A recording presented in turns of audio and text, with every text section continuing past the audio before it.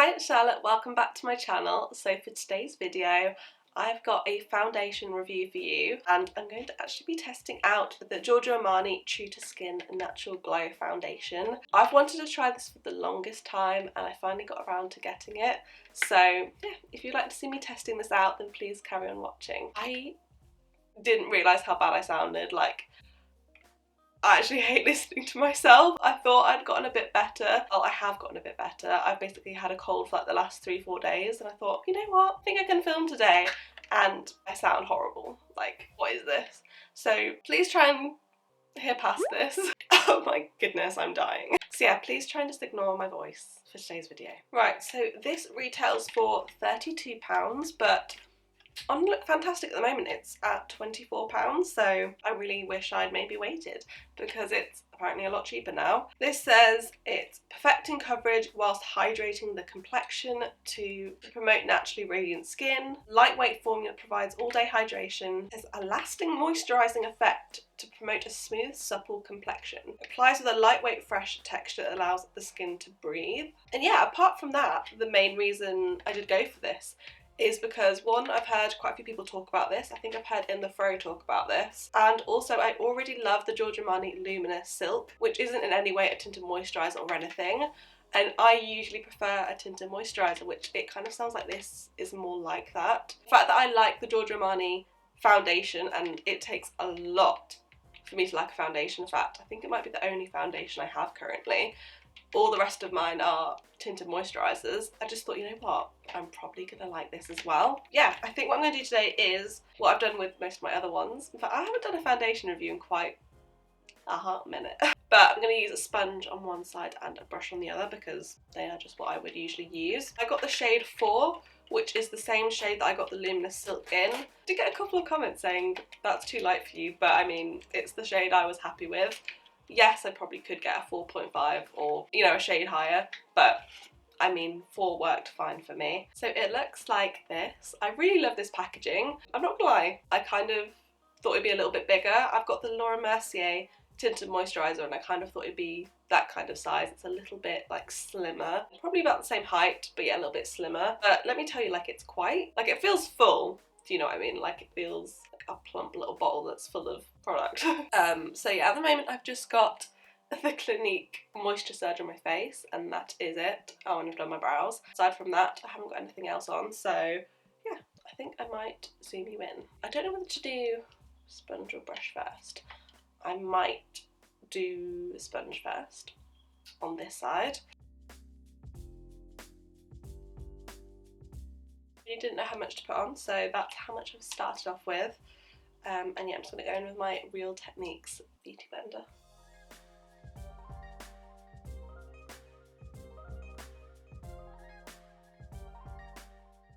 Oh my goodness, this looks beautiful on the skin. I'm sorry, I just thought I had to say that. Like, hopefully you can see the difference, not the luminosity.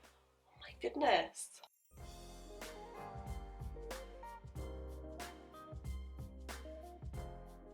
I'm sorry, that is just, like, look at it even under my eyes. It's beautiful. Like, literally just, like, it doesn't add too much. You can still see my skin underneath, but it's just the difference between I look a little bit more awake and covers like my under eyes a little bit, covers like a little bit of redness. It just kind of gives you this little like flawless filter, which I love that so much. It'll be interesting to see what it's like with the brush because it does depend on the formula. Sometimes it can like leave brush strokes obviously, but with the sponge that is absolutely flawless, but it's not too glowy.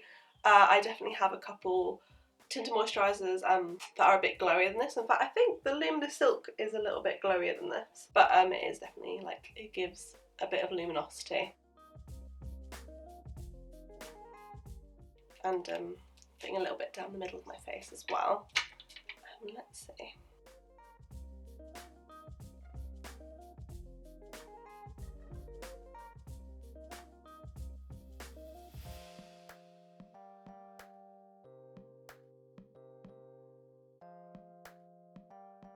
So that is the brush side, which actually has left a couple of brush marks, but I mean, That could be to do with the brush, the way I applied it. It still applied very similar coverage.